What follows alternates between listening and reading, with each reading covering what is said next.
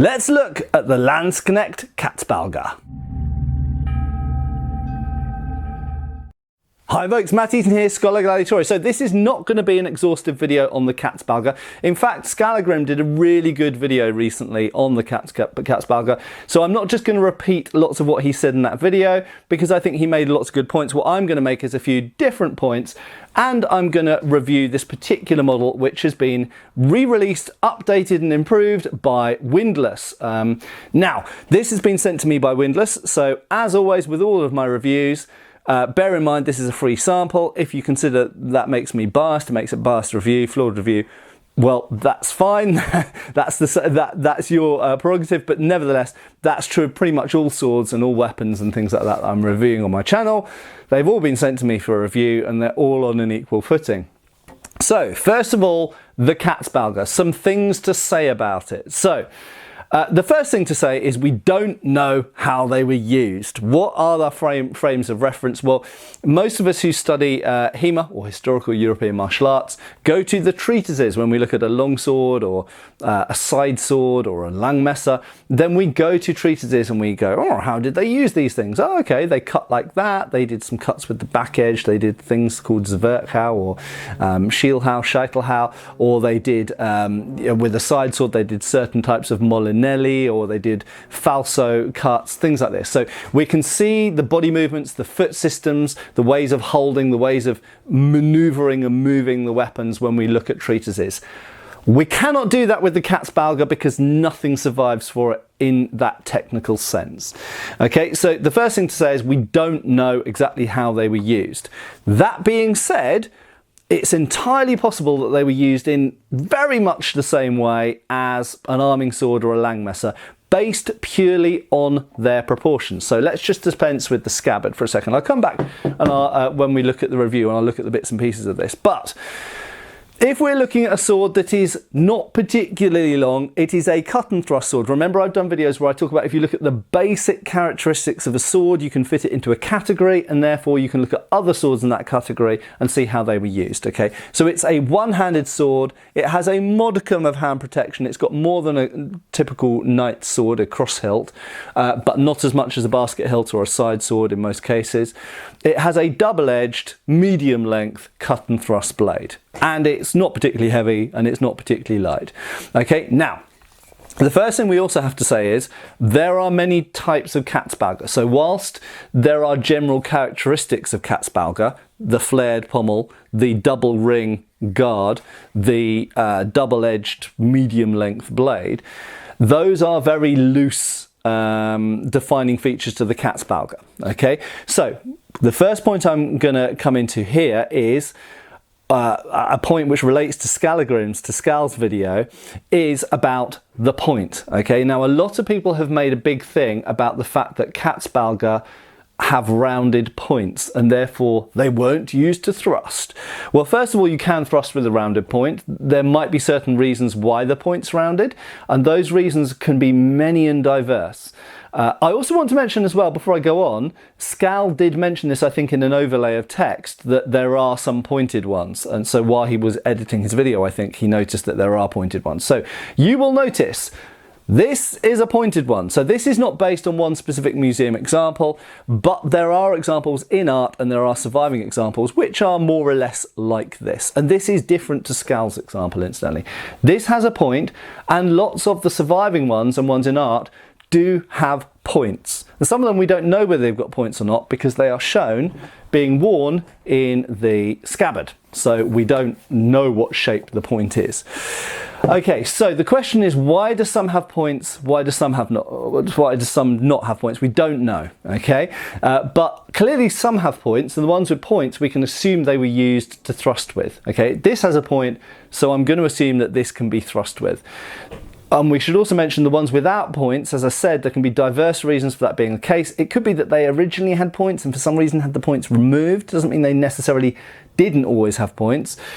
It could be legal things. In a certain city-state, you weren't allowed to walk around with a pointed. We know this happened to knives sometimes, so sometimes knives have their points chopped off or snapped off, ground off. For legal reasons, it could be that in specific city, I don't know, but like, let's say Augsburg or Hamburg, for some reason in that city, they said, oh, you can't walk around with a sword or a knife if it has a point on it. And so they've said, well, I want to walk around with my Katzbalger, so I'll just have the point ground off. And it will still be a useful weapon in a close fight at the end of the day, because if you're stabbing someone in the unarmoured face with a rounded edged point, then it's still going to do an awful lot of damage than just much the same as a pointy one will do. Right, so coming back to use and, should we say, morphology or kind of typology of this type of sword. They are odd.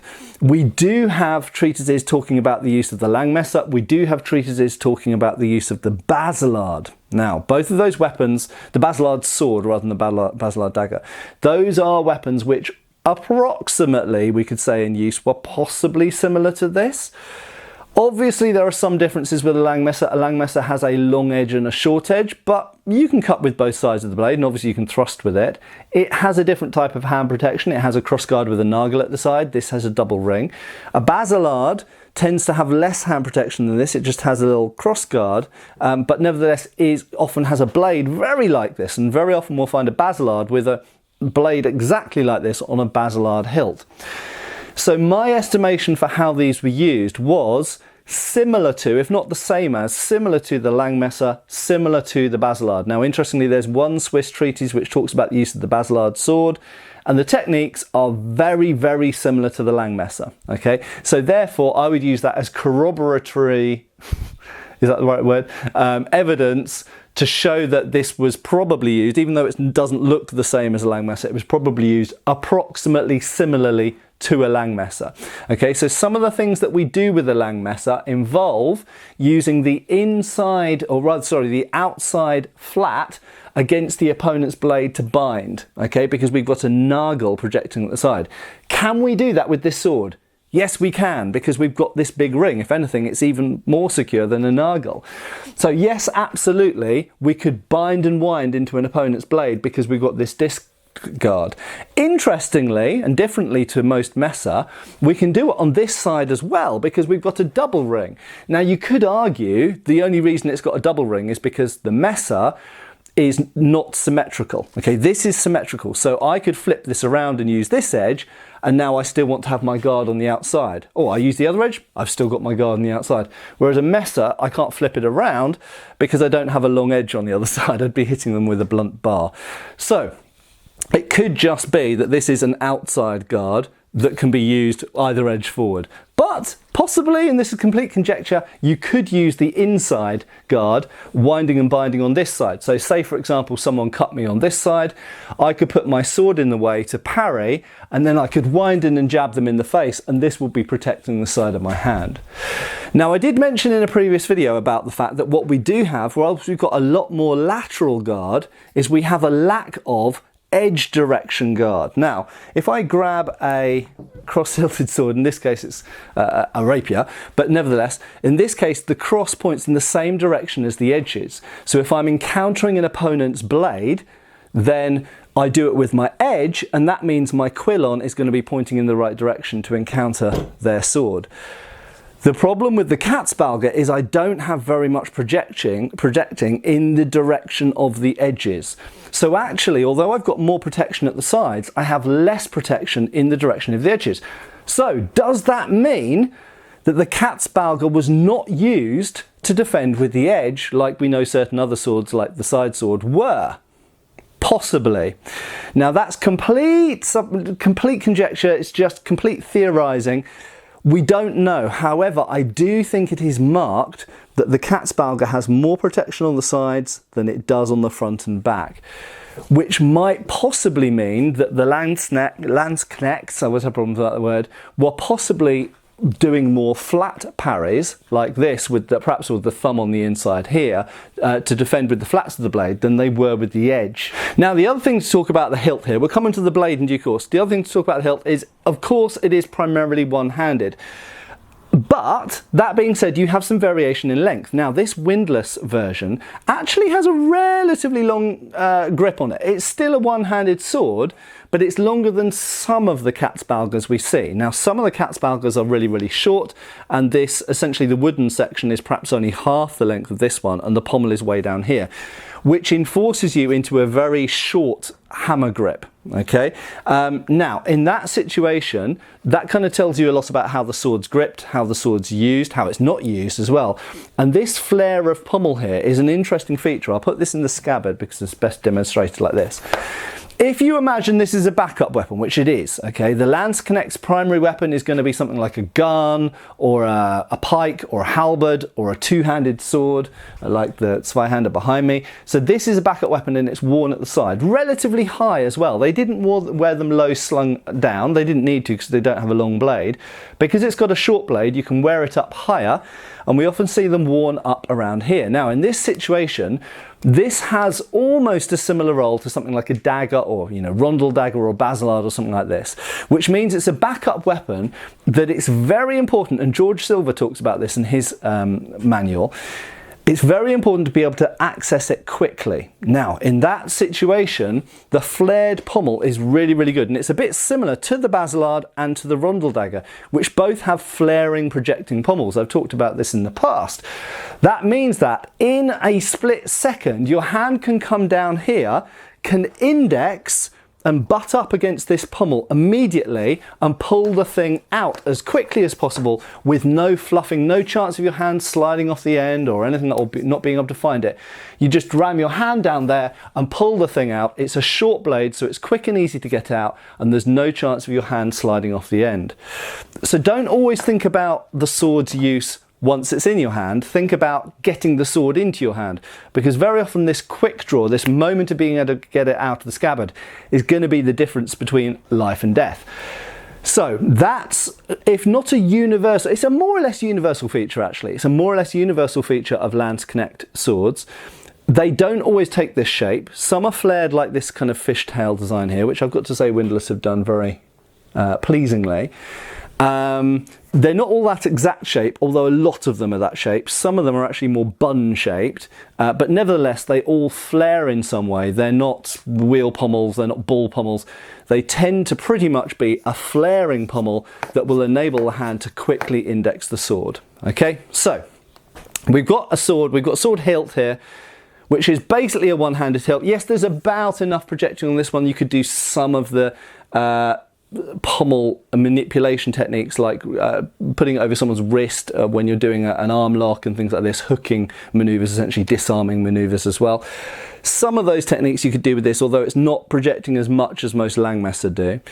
This is mostly about accessing the weapon quickly and keeping the weapon in your hand, and it is primarily a one-handed weapon. Technically, you could put two hands on it, I suppose, but I don't think they were ever intended to be used like that.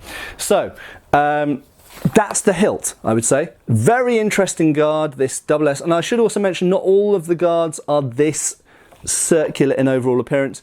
Some of them, the quillons, come out and are curved a bit further away, so they project a bit more at the front and back, and I think that's probably the earlier form. Oh, incidentally, period. These appear right at the beginning of the 1500s, so the fully developed Katzbalger is around by about 1515, 1520. We see earlier forms of it, though, at the end of the 1400s and around the year 1500. So the earlier forms will look more like an adaptation of an arming sword, and gradually they morphed into what we recognise as the Katzbalger. Okay, so the blade. Now the blade in many ways is the simplest part. Pretty much all Katzbalgers, variations in the pointer side, which I've mentioned already, pretty much all of them are double-edged and not particularly long. This Windlass example, incidentally, let's have a quick measure. I think it's probably about 28 inches. It's 29 inches, that was pretty close. So 29 inches, 73.5 centimetres. That probably is about as long as Katzbalger got. And obviously if you got this replica, if you wanted to make it shorter, it's easier to shorten down if you want to do some work at home. But some of the Katzbalger surviving are down to about 26-inch blades. Okay, so this is a relatively long one. But nevertheless, they're pretty much, as far as I'm aware, they're pretty much all what we'd really call a Katzbalger, are all like under 30-inch blades. So this is like a short arming sword, but note that this is and this is true of most Katzbalger, is a more or less flexible, flat-ish or lenticular blade. This is not a blade that is designed specifically for penetration or going against armour necessarily. This is a kind of all-purpose, light, cutting, cleaving blade, which happens to have a point at the end. And it does seem like the Katzbalger prioritised the cut. It's not an insanely prioritised cutter like a falchion, but it is nevertheless basically a cutting sword. You've got to remember as well, it's in an age, in the early 1500s, when side swords and proto-rapiers were starting to be developed. So this is clearly not part of that way of thinking. This is not prioritising the point. It's not getting you extra reach. It's not a stiff thrusting sword. It is a brawling sword, I think, and a cut and thrust one. So in terms of the way it was used, I think predominantly like a messer. Okay, that being said, remember this is fully double-edged. So there are some techniques where you would not, like with the Dussac, you would not want to support the back edge because it's edged. Okay, it is an edged sword. So I think this was being used a little bit like a short arming sword crossed with a messer, essentially. Okay. In terms of thrusting, as I've mentioned, even with a rounded point, you can still thrust to the face. You've got to remember, in an armoured context, this isn't a very well set up thrusting sword. So even though this is pointed, thrusting that into mail or into plate is not going to do anything anyway. So even with this sword with a point, I'm going to be aiming at the face, crotch, anywhere that doesn't have armour. And with a rounded point, a thrust to the face is still going to be very, very effective, and it's not going to get stuck. The whole issue of rounded points is a very interesting one we can probably do a whole video about at some point. Okay, so as I say, I don't know why some of them have got rounded points. It may have been legal, it may be to do with preservation, it may be some other weird thing that I haven't thought of, but certainly lots of these Katzbalger do have points, and this windlass one has a point. Right, okay, so finally, in terms of the review of this windlass one, well, you've seen it plenty now. No, so this is not, I should say, most people's typical necessarily, or the guard's fairly typical, but it's not the typical proportions of what some people might think of with a Katzbalger. In terms of, it's got a 29-inch blade, so it's maybe slightly longer in the blade than some people might think of a Katzbalger, and indeed the grip is slightly longer than some Katzbalger are. Although I have to say, I did a bit of research into this because I'm not an expert on Katzbalger by any means. And the more I looked at, the more I realised how not regular they are. There's actually a huge amount of variation amongst Katzbalger, both in the guards, the grips, the pommels and the blades. And there are quite a lot of surviving ones which have reasonably long grips like this do, and certainly have this pommel shape and this guard shape. So I found a couple of examples actually which look really quite similar to this. So although this isn't based on one specific surviving example, it's a pretty good analogue, and I would say for an earlier one. So if you're looking at about the year 1515, then that works for this sword. Now, in terms of the quality, windlass have come on leaps and bounds in recent years, and this one really impressed me like the others. It is absolutely rock solid. It's got a peened blade. You can see there the riveting at the end of the pommel. Big old rivet. Nice dark solid hardwood grip. That solid mild steel pommel. Solid forged mild steel guard. And the blade I think is 1080 if I remember correctly. 1075, 1080, something around that. So it's a carbon steel, spring steel blade. And in terms of, I've got my trusty, I'm not going to use the edge, but I've got my trusty anvil here. You can hear it. I'm doing the flat against the blades. You can hear it rings perfectly fine. There's no vibrations, no movements. The aperture into the guard is very tidy. There's a bit of a circle in the middle there, but that's because of the end section of the tang, I think, that has to go through there. But where it fits around the actual blade itself, you can see it's very, very tight. You can see again some powdery residue, that's from the inside of the scabbard, incidentally, which is leather, which has is quite dusty inside. And I've noticed that is a thing with some windlass swords, so that's something to be aware of. But as you can see, you can just, I'll be careful because this is a sharpened one, but you can just wipe it off, and you can see now, perfectly smooth. The fullers are very straight and nicely done, coming to a very nice point. And you can see it's got a nice satin polish to it, and the edges are pretty fine. There is a secondary bevel of sorts, but it's very minimal. It's more like an appleseed edge. So this should perform pretty well, this blade, and it is pretty sharp. Now, in terms of distal taper, I have seen some people saying windlass don't have distal taper. Well, they certainly do now. Maybe if they didn't used to. But so this blade at the base of the blade is 4mm. Okay, so it's 4mm stock, which is not unusual for a blade this wide. We come up to the middle of the blade and it's 3.5mm. We come up to the tip of the blade and it's 2.9mm. So very clearly it has distal taper, 4, 3.5, 2.9. So it's not, bear in mind, it's not going to have a huge degree of distal taper when it's starting off at 4mm. To get a huge amount, you'd have to start at more than 4mm. So for a 4mm blade here, down to 3.5, 2.9, and so you can see when it flexes, it's quite stiff in the base of the blade and flexes mostly in the second half of the blade. I'm having to do this carefully because this is fairly sharp, incidentally. So very nicely made sword. I've got a link down below where you can buy this sword directly.